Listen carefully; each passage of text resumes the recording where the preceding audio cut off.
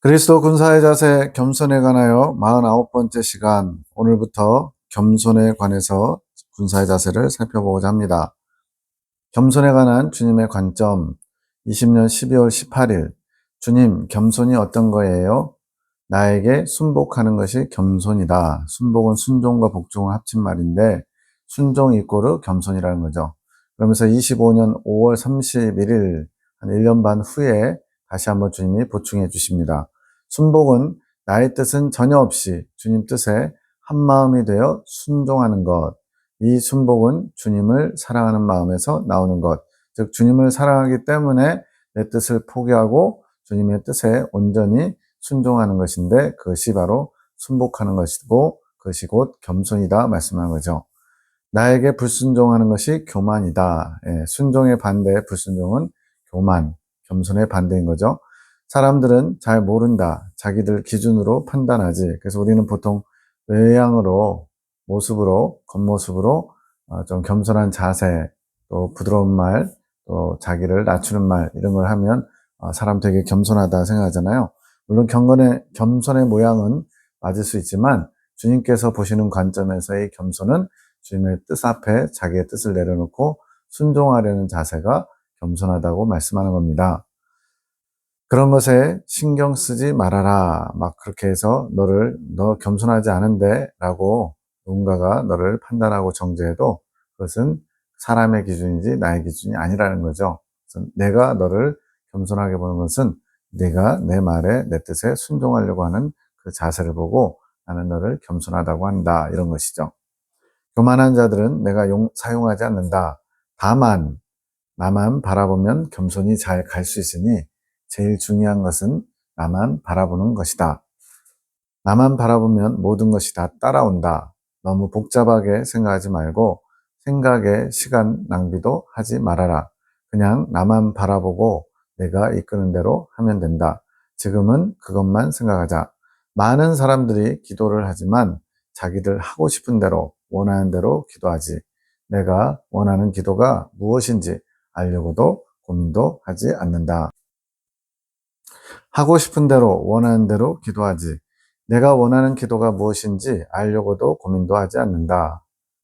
진짜로 많이 기도를 몇 시간씩 하는 분일지라도 정말 주님께서 원하시는 기도, 주님께서 어떤 것을 원하시는지를 진지하게 고민하면서 기도하기보다는 그냥 평상시 본인이 기도는 이런 것, 내가 세운 기준으로 이런 기도를 주님이 기쁘게 받으시겠지라고 하면서 기도하는 경우가 많다는 거죠. 물론 이제 대체적으로 그런 식으로 주님이 기뻐하실 기도를 잘 하겠지만 그러나 그 순간에 그 상황 속에서 주님이 원하시는 게 뭔지를 잘 알아야 주님이 원하시는 기도를 올려드릴 수 있겠죠. 저녁 나눔 시간에 알려줘라. 저녁 8시 반부터 10시 반까지 나눔을 합니다. 말씀을 가지고 묵상하고 삶 속에서 적용하고 또 주님 앞에 자신의 연약함을 고백하고 고쳐지기를 주님께 도움을 청하고 이런 나눔의 시간이죠. 나는 겸손한 자를 사랑한다, 사용한다. 겸손은 내 뜻을 구하는 것이고 내 뜻을 행하는 것이다. 아버지의 뜻대로 하는 자라야 나를 사랑하는 자다. 주님께서 말씀하시는데, 즉 겸손한 자가 아버지의 뜻대로 행하는 자고 나의 뜻을 구하는 자가 이제 겸손한 자라고 주님이 말씀하시는 거죠. 너는 잘하는 것이 없는 것 나도 안다. 송 원장님이 주님이 사람들 관점에서 세상적으로 내세울 게 별로 없다고 말씀하시는 거예요. 너는 나를 원하고 내가 없으면 불안해하고 아무것도 못하는 것을 나도 알지.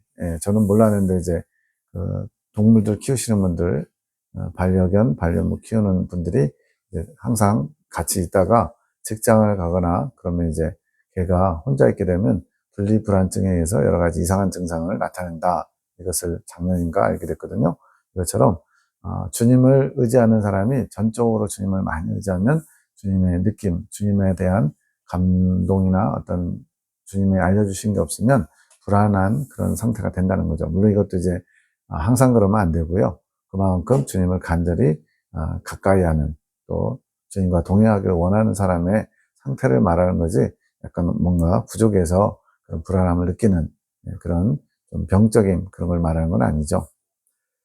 그래서 내가 너를 더 가까이에서 돌보고 항상 함께하는 것이다. 이것이 어린아이인 것이고 또 겸손인 것이다.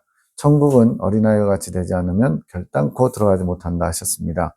이런 어린아이가 부모를 전적으로 의지하고 신뢰하는 것처럼 그렇게 겸손한 자가 주님을 의지하고 신뢰한다는 것을 어린아이라고 표현하신 거예요. 너를 본으로 삼고 싶은 것은 내가 잘나서가 아니라 너를 다 나에게 내어주고 내가 너에게 거할 수 있기 때문이다.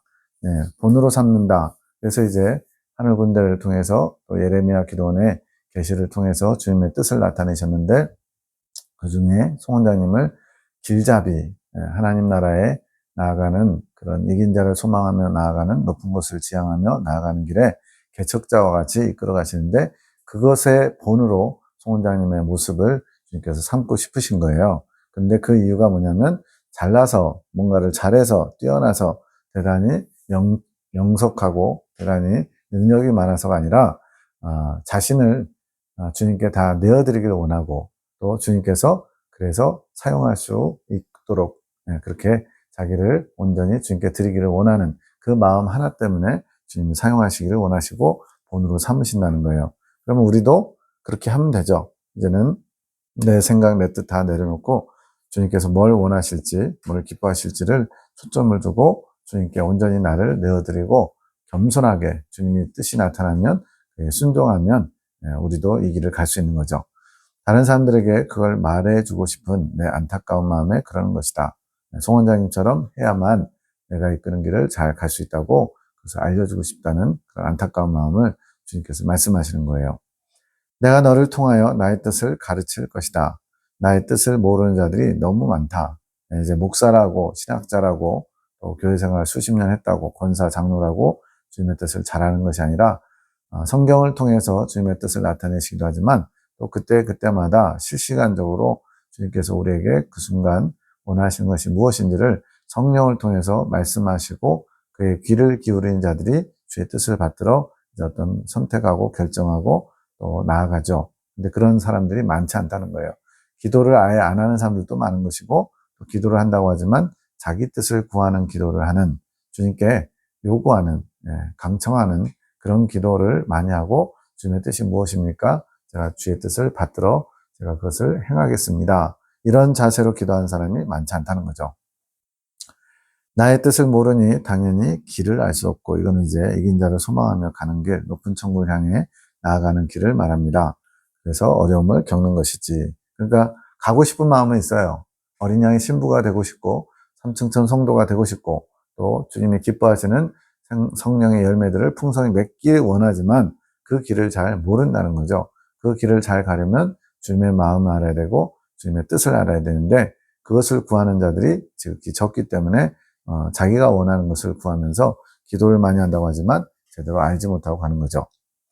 첫째가 구하는 것인데 내가 원하는 것, 예수님이 원하는 것을 또 예수님을 구하지 않고 자기들 마음에 두는 것을 구하니 대부분 기도하는 분들이 자기 뜻을 구하는 게 많겠죠. 거기서부터 내 뜻에 어긋났다.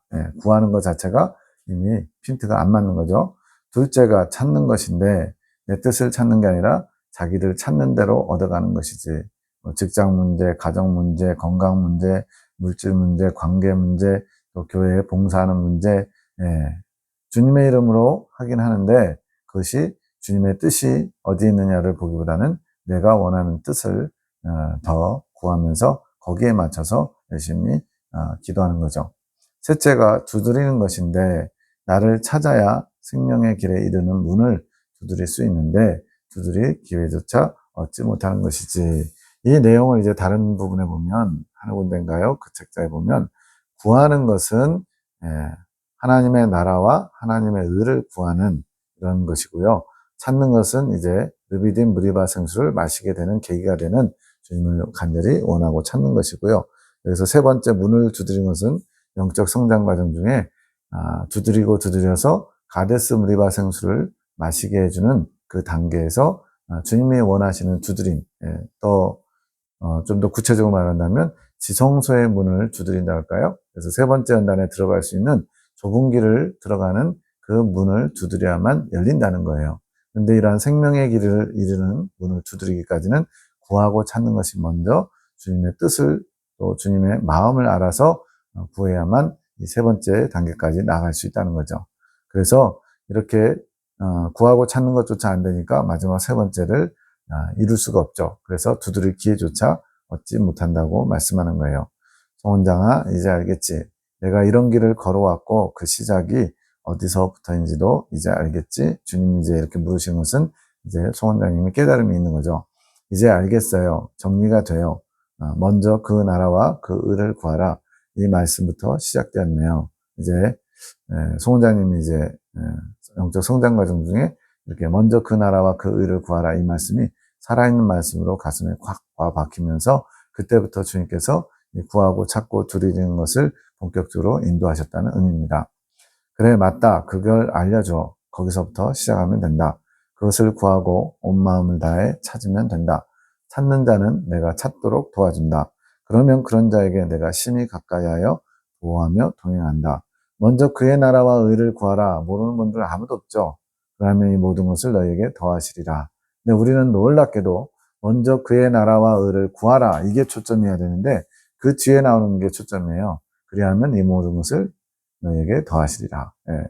뒤에 이 모든 것은 땅에서 필요한 것까지 다 채워주신다는 의미인데 주님의 나라와 주님의 의를 구하면 너희가 부수적으로 구하는 먹고 사는 문제, 이 땅에서의 문제를 자연적으로 주님이 도와주시겠다는 건데 이게 초점이 바뀌어 버렸어요. 그래서 주님의 나라와 주님의 의를 구하는 척하면 주님께서 이 땅에서 필요한 것들 물질이든 건강이든 다 주시겠구나 하면서 초점을 뒤에다가 더 무게중심을 둬가지고 구하는 기도를 많이 한다는 거죠. 안 그런 분들도 있겠지만 대다수가 많은 분들이 그렇게 기도하는 것 같아요. 그러나 가다가 멈추지 말아야 된다. 멈추면 길을 잃는다. 제가 아주 마음에 새기는 부분 중에 하나입니다. 멈추면 길을 잃는다. 또 길을 잃었으면 그 자리에서부터 다시 시작하면 된다. 이 두 가지를 항상 염두에 두고 생활하는 것이 영적인 그 소망의 길을 가는데 큰 힘이 됩니다. 멈추면 길을 잃는다. 멈추어 방향을 잃고 어떻게 해야 할지 모르는 자들이 많다. 그것조차도 모르는 자들이 많고 지금 길을 잃었는지 잘 가고 있는지 내가 지금 맞는 길을 가고 있는지 주님께서 원하시는 길을 가고 있는지 이런 거에 관심도 없고 생각도 없는 사람들이 대다수고 또 그렇게 영적으로 그래도 주님이 원하시는 길을 가보려고 하지만 길을 잘 모르는 사람들도 많다는 거죠. 길을 잃으면 다시 구하면 되는데 그걸 모른다. 이것을 알려주는 이유는 어렵지 않다. 누구든지 갈 수 있는 쉬운 길이라고 말해주고 싶다. 누구든지 갈 수 있지만 아무나 가는 길은 아니에요. 이게 말장난 같지만 누구든지 갈 수 있다는 것은 누구든지 구하고 찾고 두드리고 주님을 따르려고자 하는 나를 내려놓고 주님의 뜻에 순종하려고 하면 주님께서 누구에게든지 그 길을 열어주신다는 거예요. 그런데 아무나 가지 못하는 것은 그 길을 가려고 하는 사람들이 많지 않다는 거예요. 좁은 문으로 들어가라. 좁고 길이 협착하여 찾는 이가 적다라는 것은 구원의 길로 들어서는 것, 그것도 말하지만 더 구체적으로는 이렇게 영적 선장으로 더 높고 더 좁고 협착한 길, 이것을 추구하는 사람들이 많지 않다는 의미죠. 내가 가장 안전하고 쉽고 행복하게 이 길을 걸어간다. 이제 제가 속해 있던 교단에서 이 부분을 굉장히 불편하게 생각했어요. 왜냐하면 연단받아 정결케 된다라는 절대 원리가 있기 때문에 연단받아 정결케 되는 게 어떻게 행복할 수 있냐, 쉽게 갈 수 있냐, 다 연단받아 죽도록 고생하면서 가는 길이다. 이런 게 딱 머릿속에 박혀 있거든요. 물론 이제 연단받으면 고생은 고생이죠. 그러나 연단받으면서도 행복할 수는 있겠죠. 어떻게 할 때 그럴까요? 주님을 모시고 살아가면 주님의 이끄심을 받아 주님이 주시는 위로와 힘과 용기와 사랑을 힘입어 나아가면 비록 환경은 거칠고 사나운 환경이지만 행복할 수 있고 또 그것이 아주 그렇게 극심하게 욥처럼 엄청난 부담이 되는 고난이 아닐 수 있다는 거예요. 그러니까 환경의 문제가 아니라 내 마음의 중심의 문제인 거죠. 그래서 주님께서 함께 하시고 주님께서 이끌어 가신다라는 그런 분명한 믿음이 있다면 그 길은 쉽고 행복한 길이 될 수 있는 거예요. 너를 이 길을 쉽고 행복하게 가는 안내자로 삼고 싶다. 그래서 길잡이라는 그런 자격을 하나님이 허락하신 거죠. 나를 만나는 것이 얼마나 쉽고 행복한 것인지 이 길이 두려움이 아니라 행복한 길이라는 것을 너는 알지? 잘 모르면 두려움인데 주님께서 모든 것을 차근차근 알려주시고 이끌어 주시고 동행해 주신다면 두려움을 필요가 없죠. 주님이 모든 것을 책임져 주시다니까. 나는 다만 믿고 의지하고 신뢰하면서 따라가면 되는 거죠. 네, 알죠. 저 같은 사람도 쓰일 것이 있네요. 신기하네요. 이제 송 원장님이 이제 본인은 주님 앞에 또 사람 앞에 보잘것없는 하찮은 존재라는 소심함도 있고 그리고 내세울 게 없다라고 하는 그런 겸손한 표현이죠. 저 같은 사람도 쓸 때가 있나요? 이런 거죠. 그래, 너 같으면 되는데 어려운 것이 아닌데 내 마음이 얼마나 답답하겠냐. 높고 깊은 그 길을 가는데 굉장히 사람들은 두려워하면서 엄청난 손해와 희생을 감수하며 자기 부인을 하면서 가야 된다라고 하는 지레 겁을 먹고 두려워하면서 그 길을 못 가고 있다는 거죠. 20년 12월 20일 말만 겸손한 것처럼 한다고 겸손한 것이 아니라는 걸 말해 주어라.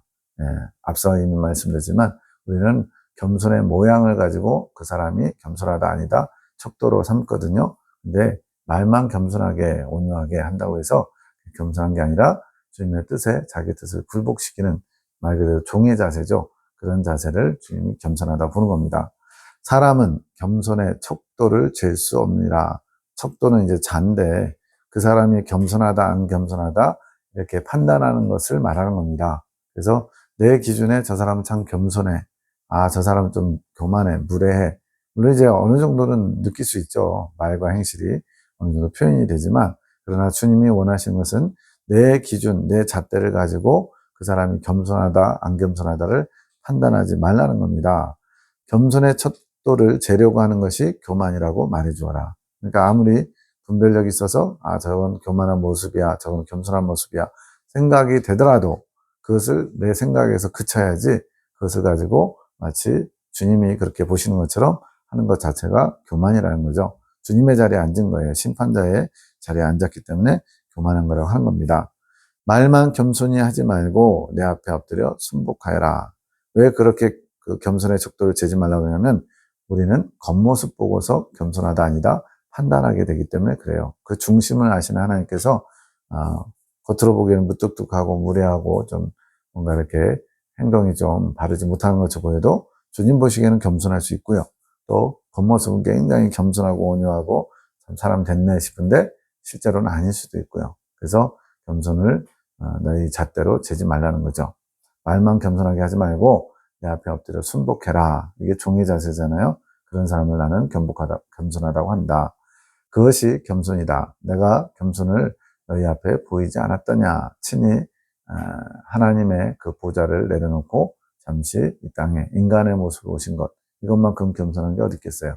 태어날 때도 가난하셨고 삶도 가난하셨고 돌아가실 때는 더없이 가난하셔서 옷까지 다 빼앗긴 채 벌거벗긴 채 십자가에 매달려 죽으셨죠.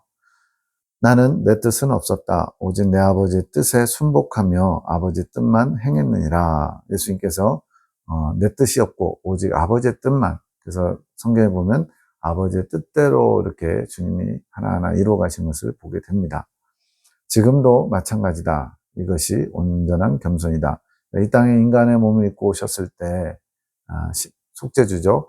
속죄주의 몫을 감당하시기 위해서 이 땅에서 인간의 모습으로 사실 때뿐만 아니라 부활 승천하셔서 하나님 보좌 우편에 계시는 지금 이 순간도 주님은 언제나 아버지의 뜻을 받들고 있다는 거예요. 이게 온전한 겸손이다. 너희도 겸손한 자들이 되어라. 판단하지 말아라. 자, 겸손에 대한 자세를 지금 여러 가지 말씀하는데 그 중에 하나가 판단하지 않는 것이 겸손한 것이다 말씀하는 거예요. 판단하는 것은 교만이란다. 나는 겸손한 자를 사용하고 판단한 자들을 싫어하느니라. 판단하는 게 왜 교만일까요? 주님의 자리에 앉아가지고 주님 행세를 한 거기 때문에 그래요. 주님께서 모든 것을 판단하시고 심판하실 텐데 그 심판자의 자리에 우리가 앉아가지고 저 사람은 무례한 사람, 저 사람은 겸손한 사람, 저 사람은 막대 먹은 사람, 저 사람은 꽤 괜찮은 사람 이런 식으로 우리가 판단하는 것이 주님의 심판자의 권리를 대신하고 있는 거죠. 주님이 주시지 않은 권리를 행하면 그것이 바로 주님 보시기에 교만한 자고 아주 하나님께 책망받을 그런 것이죠. 내가 너희를 사용할 수 있도록 겸손히 내 앞에 순복하기 원한다. 주님께서는 교만한 자를 물리치시고 겸손한 자를 가까이 하신다고 그랬거든요. 겸손한 자를 사용하기 원하셔서 우리에게 겸손의 자세를 요구하십니다. 나눔 시간에 읽어주어라. 앞으로도 내가 너희를 가르치기 위해 필요할 때마다 메시지를 줄 것이니. 물론 성경 속에도 답이 있죠. 근데 성경 속에 모든 답이 있다라고 하시면 곤란해요. 왜냐하면 그때그때 또 하나님의 때를 따라서 상황에 따라서 나타내시는 뜻, 그리고 이제 실시간으로 알려주신 거죠. 이런 게 필요한 겁니다. 예를 들어서 바울이 고린도 교회에서인가요? 여자들은 그 입을 벌려서 교회에서 가르치지 마라. 여자들은 입 다물어라. 잠잠하라. 가르치는 것은 허락지 않았다. 이렇게 있거든요.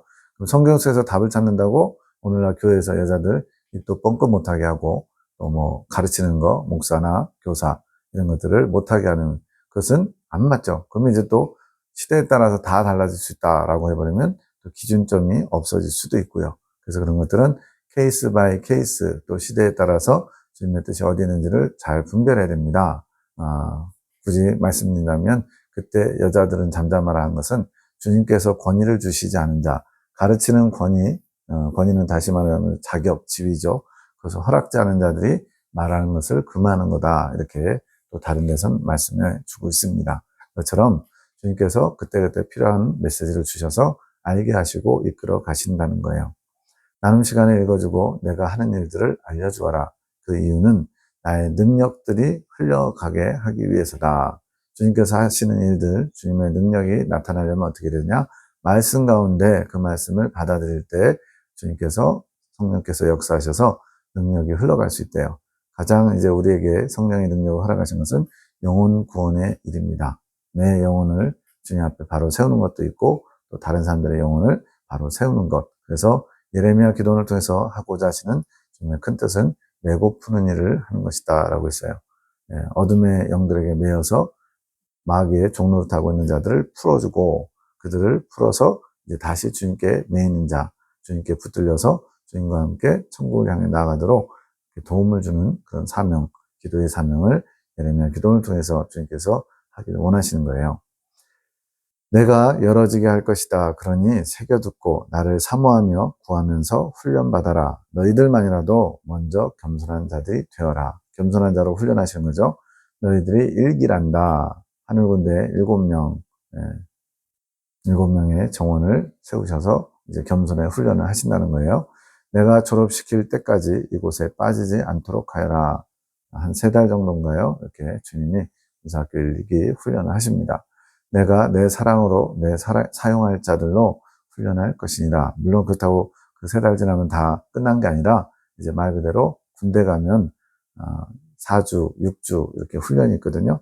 그 훈련을 마치면 이제 자대 배치받고 그때가 이제 본격적으로 실무를 다루는 거예요. 그래서 병장 제대할 때까지 군대 생활을 뭐 요즘 18개월인가요? 그렇게 하게 되는데 그거와 비슷하다고 생각하면 됩니다. 조금 더 의심하지 말고 어린아이처럼 받고 기뻐해라. 이곳에 모인 자들은 나의 친구로 삼을 것이니 내가 이끄는 대로 나를 받을 준비를 잘 해라. 주님이 대접해 주시는 거죠. 종의 자세를 원한다고 했는데 왜 또 친구냐 그러면 주님께서 친구처럼, 친구는 마음을 주고받는 사람이 친구잖아요. 그처럼 가까이 하시겠다는 의미입니다. 20년 12월 24일 아침 6시 47분 이제 이거는 영음을 들려주신 거나 또 영감으로 깨닫게 하신 것을 기록한 것 같아요. 온전한 순종, 이것은 내 의욕이 앞서지 않는 것. 우리는 이제 의욕을 앞세우다가 주님보다 앞서가서 실패하고 또 경거망동할 때가 있죠. 온전한 순종은 스탠바이 자세라는 거죠. 주님의 뜻이 나타날 때까지 침묵하며 기다리는 자세. 7시 23분 순종은 기다립니다. 주님께서 하시기를 바라면서 기다리는 것이다. 앞에서 의욕이 앞서서 경거망동하지 않으려면 기다림의 자세를 갖춰야 된다는 거죠. 종들이 주인이 뭘 시키다라는데 자기가 이게 오라 저게 오라 하면서 판단하면서 하다 보면 주님의 뜻을 잘못 알고 엉뚱한 짓을 저지를 수도 있죠. 그래서 스탠바이, 주님이 언제 부르실지 모르니까 항상 대기하고 있는 자세, 이것이 주님이 기뻐하시는 겸손한 자세라는 거예요. 겸손과 순종은 동전의 앞뒷면처럼 같이 가는 겁니다. 일어날 수 있는 힘도 주님이 주셔야 일어날 수 있다. 나의 영혼이, 여기서 되게 이상하죠? 내가 혼의 영역에서, 즉 나의 의식 속에서 말하는 것이 아니라 내 영이 이런 말을 하는 것을 듣는 거예요. 이거는 이제 송 원장님이 좀 영적으로 성장하면서 영과 혼이 이제 어떻게 보면 이제 통결할까요? 잘 서로 이렇게 잘 통함으로써 혼의 영역에서, 즉 우리 깨어있는 의식에서 이제 영의 소리를 들을 수 있게 되는 겁니다. 그래서 일어날 수 있는 힘, 이제 아이가 이제 늦게 자고 또 아이를 재운 다음에 주님의 일을 감당해야 되니까 보통 한 2시, 3시 정도 주무시는 것 같아요. 그러다 보면 이제 주님께서 7시, 8시 사이에 일어나게 하시는데, 때로는 이제 버거울 때가 있죠. 많이 피곤할 때도 있고, 그래서 일어날 수 있는 힘도 주님께서 주셔야 일어날 수 있다라고 본인의 영이 고백하는 것을 듣는 겁니다. 주님이 하시기를 맡기고 때를 기다리는 것, 이게 순종하는 자세, 겸손의 자세죠. 모든 것이 주님께 달려 있습니다. 주님께서 허락지 아니하시면 받을 수도 없습니다. 네. 이 고백은 우리 모두 다 해야 되는 거죠. 주님께 모든 것이 달려 있습니다. 다 주님께로부터 비롯됩니다. 그럼 내가 할 거는 뭐예요? 주님이 하시는 것을 보고 또 주님께서 이끄실 때 순종만 하면 되겠죠. 말 잘 듣는 연장, 무슨 뜻인지 알지? 너는 말 잘 듣는 연장이 되어야 한다. 말 잘 듣는 연장. 예, 기술자에게 말 잘 듣는 연장은 뭘까요? 필요할 때 적재적소에 사용할 수 있도록 잘 준비된 연장이 말 잘 듣는 연장이겠죠. 예, 연장이 관리가 안 되면 무뎌져 가지고 정작 필요할 때 제 역할을 못 합니다. 그래야 내가 내 뜻대로 사용하지. 내 뜻이 없어야 주님께서 당신의 뜻대로 사용할 수 있대요. 너의 뜻은 없는 거야. 그래서 내가 더 세심하게 가르쳐 주는 거야. 내가 말 잘 듣는 연장이 되게 해달라고 했을 때 내 마음에 쏙 들었거든. 앞에서 우리가 기도할 때 내 뜻을 주님께 요구하는 게 아니라 주님의 뜻을 구하는 기도를 해야 된다고 했죠. 그게 지금 이런 겁니다. 제가 주님의 말 잘 듣는 연장이 되게 해주세요. 이렇게 기도한 것이 주님의 마음에 쏙 들었다. 주님이 원하시는 기도를 올려드렸다는 거죠. 내 뜻대로 사용할 연장이 나도 필요한데 사용할 연장이 부족하다. 이게 현실인 거죠. 주님께서는 하실 일이 많은데 저는 주님이 십자가 그 사명을 감당하시고 이제는 쉬고 계신 줄 알았거든요. 근데 주님은 여전히 천국에서 또 지금도 우리 구원받는 영혼들을 위해서 여전히 일하고 계신 거예요. 그래서 말 잘 듣는 연장들이 많이 필요하대요. 그런 도구, 통로로 쓰임받을 선지자와 같은 그런 일꾼들이 필요한데 사용할 연장이 부족하대요. 왜 그럴까요? 주님의 뜻을 구하는 게 아니라 주님의 마음을 알고자 하는 게 아니라 자기의 뜻을 이루어달라고 구하는 자들이 훨씬 더 많기 때문에 주님의 마음을 모르는 거죠. 그래서 너희 군사학교에서 그 연장이 만들어지기 원하는 거야. 그래서 군사훈련 중에 여러 가지 목적이 있지만 그 중에 하나가 주님이 사용하실 수 있는 도구, 말 잘 듣는 연장을 만들기 위해서 군사학교를 주님께서 허락하신 거죠. 내가 얼마나 간절히 원하겠느냐. 그건 무조건 순종밖에 없거든. 요즘 화두가 무조건 순종, 즉각 순종이라는 화두를 군사학교 1, 2, 3, 4기가 다 지금 마음속에, 생각 속에 염두에 두고 있습니다. 여기서 이미 나오고 있죠. 무조건 순종하고자 하는 그런 겸손한 자세, 무조건적으로 순복하는 그런 종의 자세를 주님이 원하시는 것이고, 그게 겸손한 것이고, 그게 주님께서 쓰실 만한 말 잘 듣는 연장이 되는 거예요. 믿음과 순종, 그게 핵심이란다. 믿음이 있어야죠. 내가 이것을 어떤 것을 선택하고 어떤 길을 갈 때 주님께서 이 모든 것을 통해 하고자 하시는 것을 굳게 믿고 주님이 하시면 됩니다. 이런 자세가 있어야 되고요. 또 순종. 일단 내 머리로는 좀 이해가 안 되거나 납득이 안 되거나 용납이 안 돼도 주님께서 뜻하시면 뭔가가 있겠지 하고서 일단은 무조건적으로 순종해 보는 자세. 믿음과 순종, 이것이 핵심인데 바로 겸손의 자세의 핵심이라는 거죠. 21년 3월 1일 군사학교 일기생에게 우리는 축복받은 주님의 군사들로 7명의 정원을 갖춘 군대. 그래서 각각 주신 사명들이 달라요. 병 고치는 은사, 치유하는 은사, 또 꿈 계시, 환상 계시, 사랑의 노래, 대변인, 또 직접적으로 주님께 계시를 받는 것, 여러 가지 역할들이 다 다릅니다.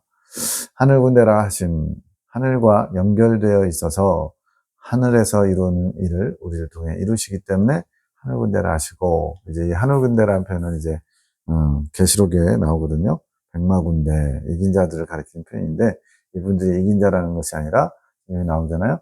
하늘과 연결되어 있다. 하늘에서 이루는 일들을 이 땅에서 이루는 자들. 주님께서 그런 자들로 세우시고 훈련하시겠다는 주님의 의지가 표현된 거지, 스스로를 높이기 위해서 우리는 하늘 군대야 라고 스스로 정한 게 아니라는 거예요. 주님이 그렇게 칭하신 거예요.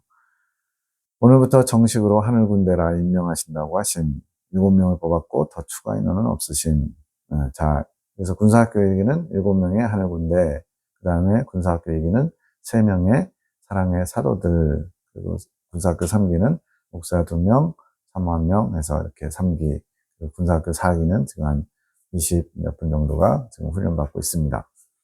그리스도 군사학교이고 우리들은 하늘 군대로서 주님이 하시는 일들을 도와드리는 군사들이며 주님의 지시하심에 따라 다른 분들의 영적인 전쟁을 돕는 주의 종들이라고 하신. 자, 여기서 표현이 핵심이 뭐냐면 주님이 하시는 일들을 도와드리는 자들, 주님의 일에 동참하는 자들, 주님께서 쓰시는 자들이라는 게 중요해요. 안 그러면 내가 잘나서 주님의 능력을 끌어다가 뭔가 이렇게 하는 것처럼 자신이 주체인 것처럼 착각해버리면 많은 시행착오도 겪고요. 또 나중에 타락해서 가라지가 될 수도 있어요. 자기가 주인인 일을 하면. 그래서는 지금 주님이 일하시고 그 일에 동참해서 도와드리는 군사들이라는 것, 이 정신을 잊어버리면 안 됩니다. 다른 분들의 영적 전쟁, 그러니까 모두가 각자 알아서 잘 주님께 영적 전쟁하며 나아가면 되는데 그렇게 못하니까 대부분의 사람들이 영적 전쟁을 의식하지도 못하고 또 잘 싸우지 못하니까 도와줘서 기도로 돕는 거죠. 또 말씀을 계시를 전달해서 주님의 뜻이 어디 있는지를 잘 알려주고 이끌어주는 길을 내주는 자죠. 그래서 이걸 통해서 하나님의 일에 동참한다는 겁니다. 백전백승의 무조건 승리라고 하심, 이런 부분도 이제 걸린 거예요. 백전백승 무슨 이긴 자냐 그러는데 여기서 이 백전백승은 우리가 백전백승을 한다 이런 어떤 자부심을 말하는 게 아닙니다. 주님께서 하시기 때문에 백전백승이에요. 주님께서 이끌어 가시고 주님이 주도적으로 주체가 되셔서 하시기 때문에 백전백승인 겁니다. 물론 주님께서 하고자 하시는 계획이 있었는데 그 도구들이 불충하다든가 또 불순종하면 좀 더뎌지거나 지체되거나 또는 아예 안 이루어질 수도 있죠.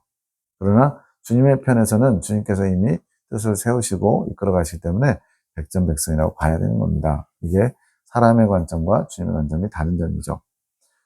우리 모두에게 주님의 일을 잘 감당할 수 있게 영적으로, 육적으로 필요한 것들을 열어주시고 채워주신다고 하신 주님께서 당연히 주님의 나라와 의를 구하면 이 모든 것, 필요한 것들을 채워주신다고 했으니까 이것은 성경적이죠.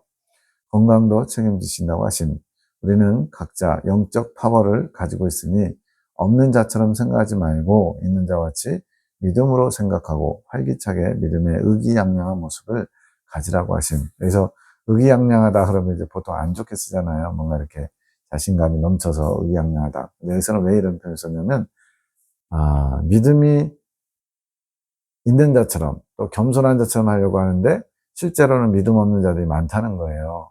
담대하지 못하고 저는 부족해요. 저는 연약해요. 물론 우리는 자신을 하나님 앞에 고백할 때 연약하고 부족하고 부끄러운 자라고 고백해야죠. 회개하는데 그런 고백 없이 나는 다 잘해요. 나는 문제 없고 저 사람이 문제, 이렇게 기도하면 안 되죠. 근데 여기서 이 초점은 그렇게 연약하고 부끄러운 자이지만 주님께서 사용하시면 저는 모든 것을 할 수 있습니다. 내게 능력 주시는 자 안에서 내가 모든 것을 할 수 있느니라는 바울의 고백과 같이 주님께서 하시면 나는 따라가고 나는 순종만 하면 뭐든지 할 수 있습니다라는 그런 믿음의 자세를 갖추는 게 주님의 뜻이라는 거예요. 그래서 그거에 대해서 자부심과 담력을 가지라는 게 주님의 뜻인 거지, 그래서 잘난 척을 하는 거 아니죠. 사람들이 생각하는 겸손은 주님 보시기에 겸손이 아닌 믿음 없는 모습이 대부분이다라고 하신, 계속 우리의 관점을 바꿔야 돼요. 일반적으로 겸손한 말, 겸손한 자세, 또 고개를 숙이고 오면은 그런 것을 겸손하다고 생각하는데 주님께서 생각하시는 겸손은 좀 다르다는 거죠. 물론 그런 자세는 갖춰야죠. 근데 그게 먼저가 아니고 마음 중심에 하나님의 뜻에 내 뜻을 굴복시키고 순종하고자 하는 자세, 그거를 먼저 보신다는 거예요. 우리 많은 믿음의 모습을 갖추고 주님께 온전히 순종하는 겸손을 가진 자들이 되라 하신, 우리에게도 말씀하시는 겁니다. 21년 3월 12일 박 집사님 꿈 계시를 해석하고 꿈을 많이 꾸시는 집사님이에요.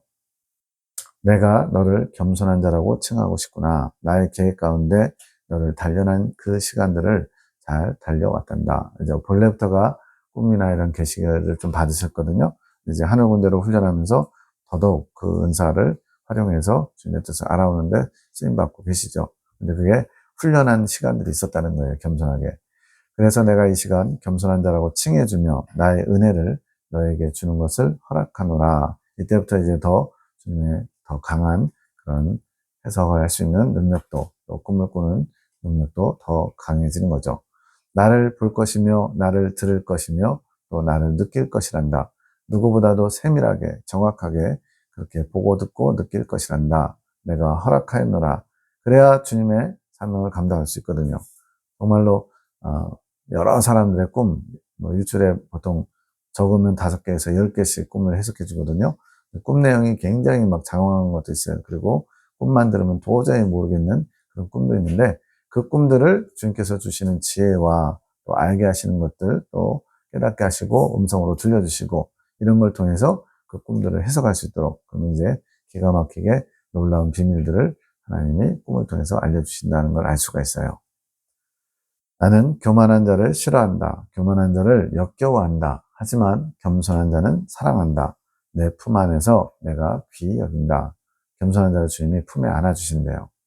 이제는 나로 인하여 너희 마음이 치유되며 기쁨이 시작되었다.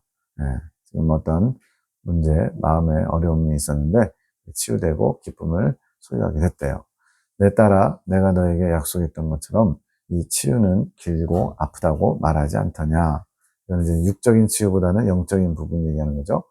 다른 사람들은 너의 마음을 볼 수 없었지만 너의 마음을 내가 너무나도 잘 알고 잘 안다. 하지만 내가 너의 모든 것을 치유했단다. 상하고 어우러지고 남들에게 말할 수 없는, 보여지지 않는 그런 상처들을 주님이 치유하셨대요. 왜 그랬을까요?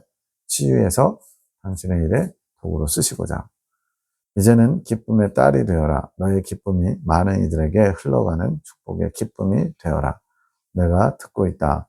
내가 간구한 모든 것을 내가 듣고 있다. 더 많이 기도하여라. 많은 영혼들을 더 많이 품고 기도하여라. 여기 중요한 표현 나왔네요. 많은 영혼들을 더 많이 품고 더 기도해줘라. 이제 나를 위해서 사는 삶, 나를 위한 기도보다 다른 사람들을 위한, 영혼을 위한 기도를 주님께서 요구하시는 거예요. 그게 주님이 쓰시는 연장의, 말 잘 듣는 연장의 사명과 같은 거죠. 내가 그 기도에 응답할 것이며 그 열매들 내가 보게 할 것이니라.